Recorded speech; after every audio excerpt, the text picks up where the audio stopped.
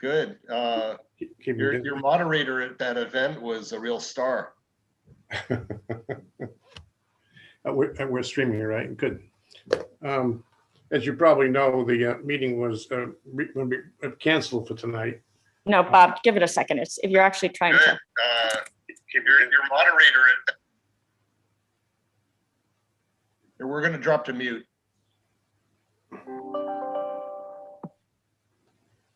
We've got other participants too, Allison. No. No, you're right. Just three. Just three. Eric and Diane dropped to mute. You don't have to, do they? No, they don't. They probably just noticed the echo that started and thought they might have been causing it or something, but that wasn't the case. It was because I started the live stream and it was echoing back to us for a second because it could. Okay. We didn't have anything intelligent to say. I doubt that very much. I think you're totally right though about the moderator. Dave Morrison did an outstanding job. He absolutely did. I was very impressed by his. He never got flapped even by John Doe and all the other fun stuff that occurred. But no, he did a great job keeping it focused and keeping the people with their microphones, and yeah, it worked very, very well. It really did. And 168 people. Allison, I can't remember the last time we've had 168 people in my limited tenure in Camden at any public town meeting ever. In that 10 years short, but.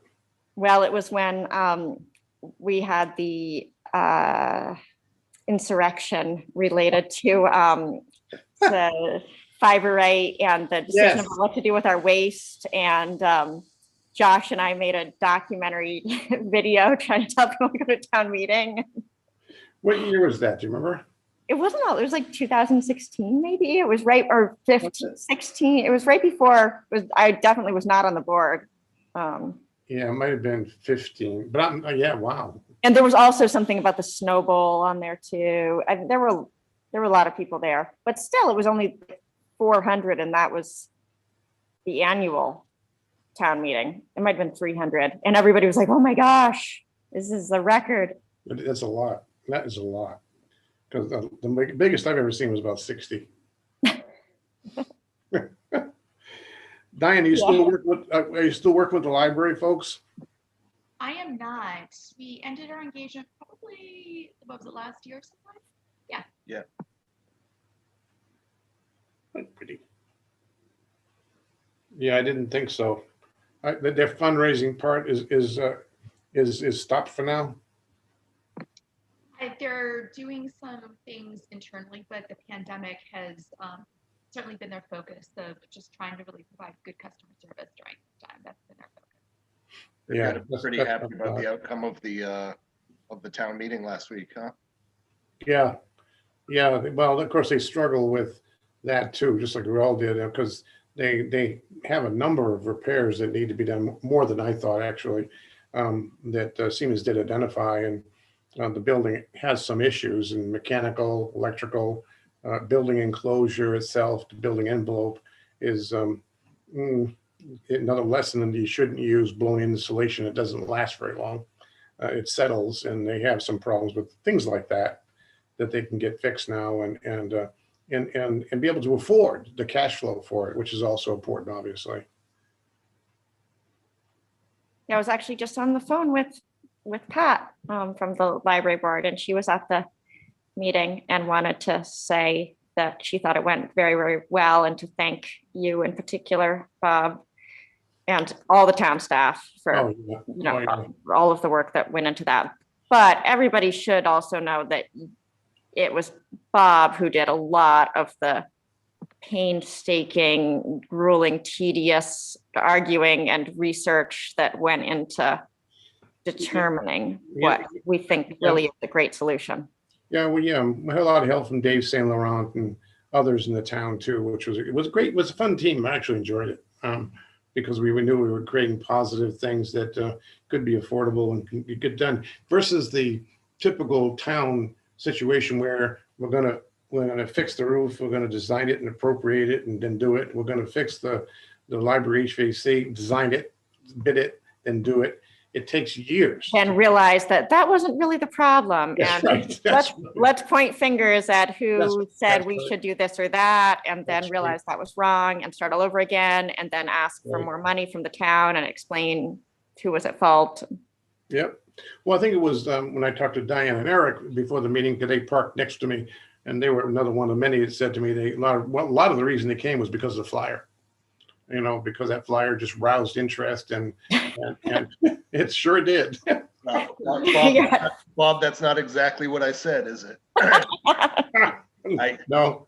I said that if somebody was going to try to pull a chicken expletive move like that and not put their name on it, then I was certainly going to come out and hear what the people who were putting their name on it had to say and support them.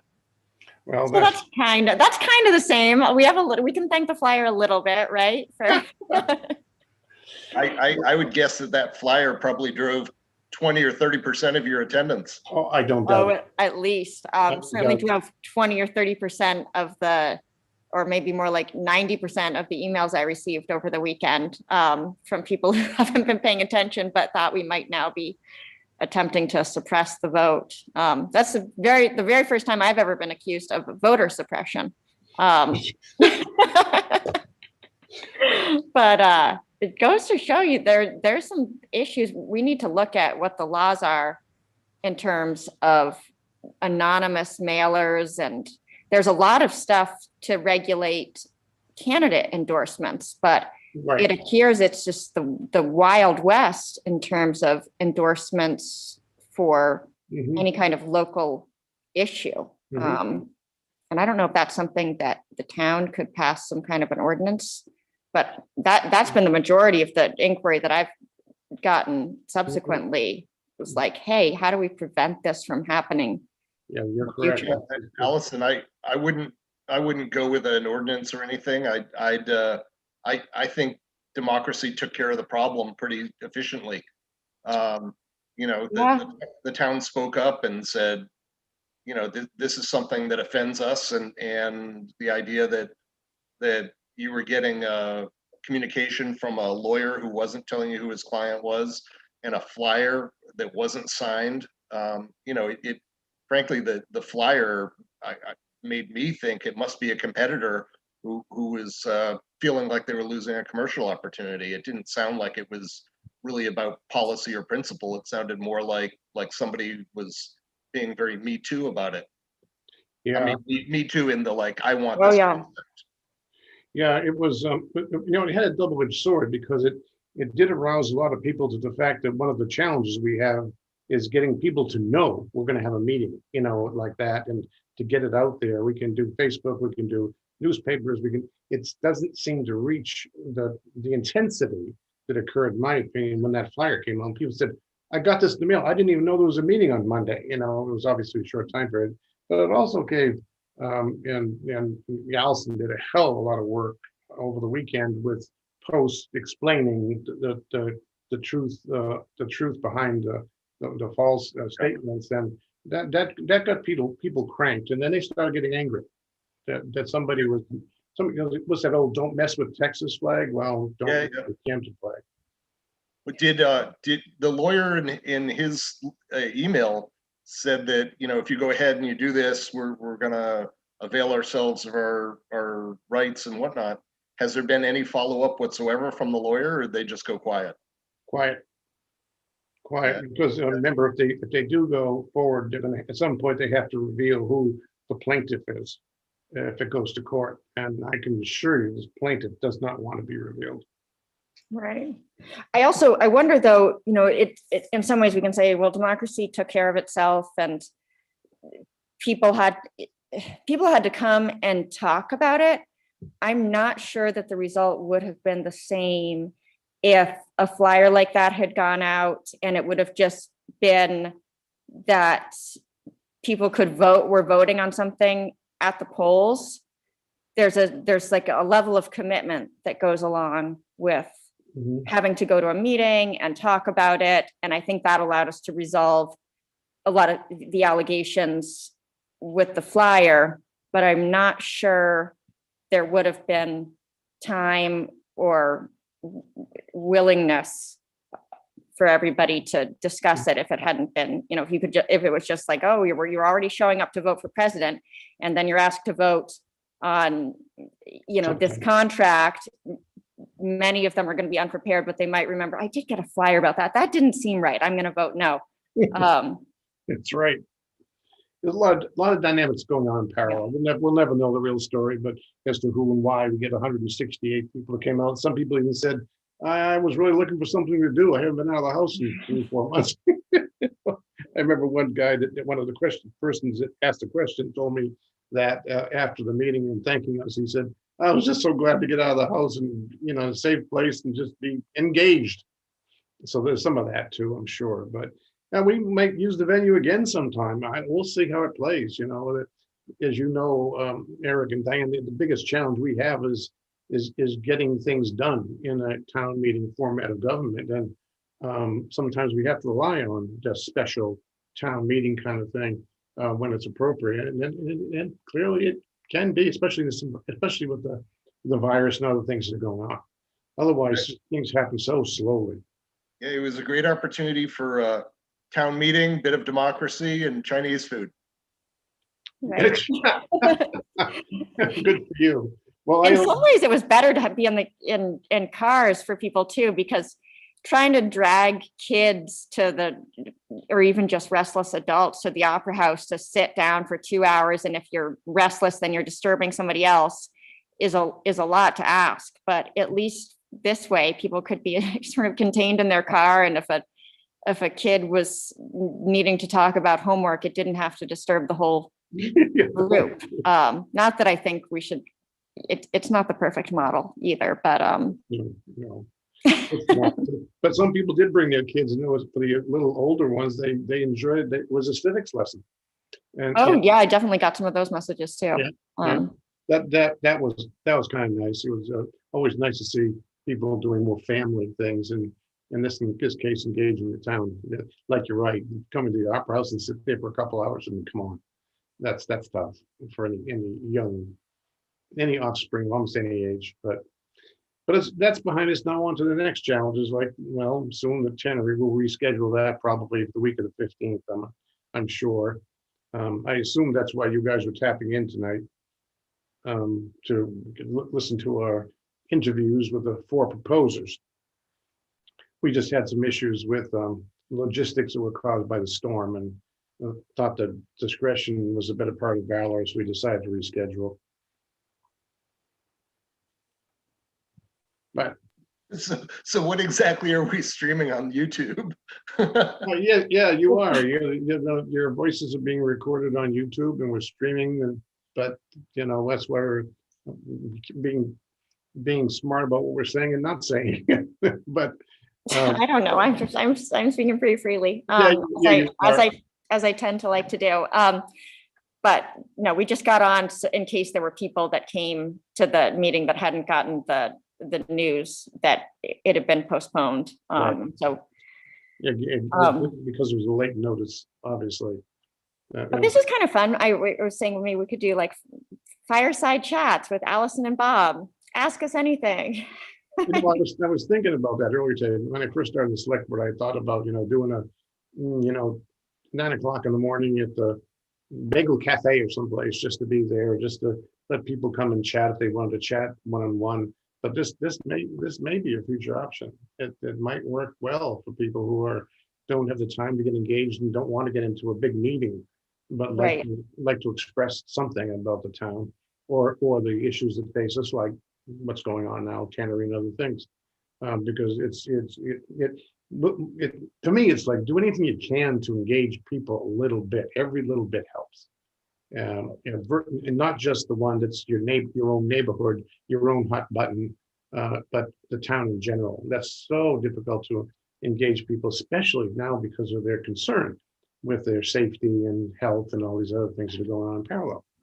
Right. It's also not very pleasant to try to find the appropriate time on some select board agenda to weigh in on something. It's just a very contrived kind of thing. And so sometimes people just want to be able to chat about the town and ask some questions, but it doesn't really rise to the level of public comment on non-agenda item, or it's just a little too formal for a lot of people, I think. It is. Some people just don't want to step up, and especially in person, and say things, but even on Zoom, it's the same thing. They're just reluctant to, not sound great or whatever. I get it. That works. But yeah, I mean, maybe an idea to take forward. We'll think about it. I think there's some, there's pluses and minuses of everything, not the least of which is Zoom. We keep playing with the format, and Allison kind of pushed me into doing the webinar format, but it's working well. It's working better because I just wanted a model where anybody can attend, whether they electronic or not. And even with Zoom, they can call in. They don't have to have a computer. They don't have to have, other than the phone lines, all they really need to have. So, because there are people in our town who don't have internet or don't want to use internet for whatever reason. And that's just the nature of the beast. Well, guys, we don't want you to lose 100% of your audience, but we're going to sign off. Oh, it's good to talk to you guys. It was great seeing you last Monday, and thanks for coming. Absolutely, and we'll be on when you reschedule the Tannery discussion. We're looking forward to hearing about that. Yeah, sure. It'll likely be the week of the 15th, I believe, but that's the select board will decide that next Tuesday night. Sounds good. Just so everybody knows, we do have 4 people watching on YouTube. So Oh, good. I think one of them is me, though. I see. Yeah, that's fine. Obviously the word got out well, so that's good. Yep. Well, here we are. Here we are. Yeah, by the way, just before I forget, tomorrow morning's 10:30 meetings confirmed with Audra. Agenda setting? Yes, agenda setting meeting tomorrow. If you need to change the time, let me know. I can change the time. I think she's pretty open, so am I. But we'll plan on 10:30 else we hear differently. No, that's perfect. Yeah, I'll bring my list of demands. I know I was supposed to get that in earlier, probably, but yeah, I know. I'm just kidding. Yeah, I know. No, it'll be a busy meeting next week. We've got quite a few things to attack on Tuesday the 9th. Well, we'll get to it tomorrow, but it's maybe we're all getting toward that. It isn't very long before we're hitting budget time. I was just looking here on my folder, which is sitting here, and there's this February 21, 2020, when Audra wrote her, her objectives in the budget to the select board. That was when we started the process last year. So we're not that far away. Time flies. It really does. And making decisions is next, not about the June ballot too. That's going to come soon. It'll be honest before you know it. I can't believe it gets dark at like 10 minutes of 5 now. It's like, thank God. The time moves quickly through January and February. Although we didn't get a hell of a lot of snow today, but but it was extremely heavy snow. It was, and it was a little bit slushy. Yeah, it was not easy clearing the edge of the driveway. No, and if you don't get it before the rain hits, it gets worse. When I did some stuff later after I came back this afternoon, just shovel, it was worse because it had a crust on top. Oh yeah, and yeah, I decided that a lot of it is going to melt, and that I'm just going to try to grin and bear it. And yeah, I can do that, except my driveway has a steep part, and it only causes trouble in the long haul. But you're right. I think it's going to be warm the next few days, so we should get past it. But every few inches helps us. Snowball, etc. Oh, you want to see for fun? Since I have everyone's attention and yours. Yes. So let's see. I'll make sure I don't have. See what's going on here. So today was screen here. As I'd like to do. Is today? Yeah, so today was an 11-foot high tide, which really shouldn't overflow. Shouldn't overtop, really shouldn't be a big deal. Isn't normally a time when I would go down even to check. but because we had a lot of wind, I did, and it was coming from the northeast, which is again, not really a direction that raises a lot of interest for the harbor, but it was blowing pretty hard. So this being an 11-foot tide, that's, I don't know if I can play a video on here or not, but Yeah, you can. you can see the floats are Right up. actually coming up above, and that was even before high tide. But then, so this is from the public landing, Right. obviously. That was out there. I don't know what that colored thing is on the ice, but then, so this was really quite inundated, and to the point where you wouldn't want to, it was not possible or advisable to walk across. No. And so, that was only an 11-foot tide. So when I've done my calculations of saying, oh, it's 4 to 8 times a month that the seawall overtops, that I wouldn't have included today in No. that calculation because it wouldn't have been expected. No. But the wind obviously makes a really big difference, and Yeah, the surge is huge. it was even overtopping this other area. But the ground, this crushed stone fix is definitely a smarter temporary move than what we were doing before, which was attempting to fill it back in and get the grass to grow again and again. It's not bad. But it's still getting Hmm. washed out. Oh, some. Yeah, it will, but the stone will slow it down. Yeah. And for anybody that might be watching this thinking, all right, well, they're talking about this a lot, but what are they doing? That's right. Well, that's a good segue into the webinar that was held yesterday by Sri and you. That Yeah, was- so this is not exactly part of the larger watershed study because we already did some of this, but for the past several months, Interfluve has done a lot of borings along here and tidal gauges in the harbor, and a lot to basically figure out what is all of this made of, where is the ledge underneath, where does the ledge start going back up again, what would be our options for fixing this, and if the river were to come down along here, what would that mean for other things? What kinds of options would there be for the buildings to make them look a little bit nicer underneath? This is a really complicated site, obviously, because there's so many different stakeholders and properties involved. But we're at least learning a lot more in terms of a lot of it comes down to where the ledge is, so that when we come up with a design for a rework of the seawall that will eventually go out to voters to see if people like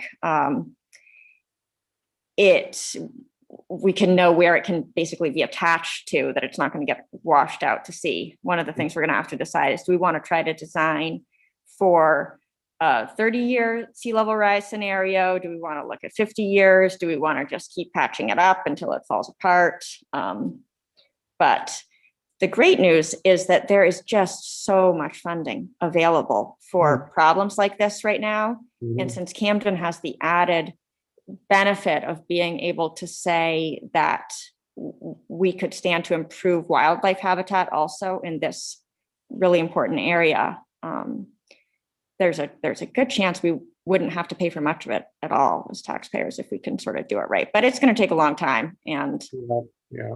all of this is the library. So we've been starting to talk a little bit more with the As all the information yesterday was in that webinar, there's a link to that Sri had shared. Is that on our website? Also, Not yet, because it takes a little bit for Zoom to create the thing and, okay. but yeah. That's, speaking of agenda items, that might be a good thing to put on the agenda for next week to just give people a little bit of an update.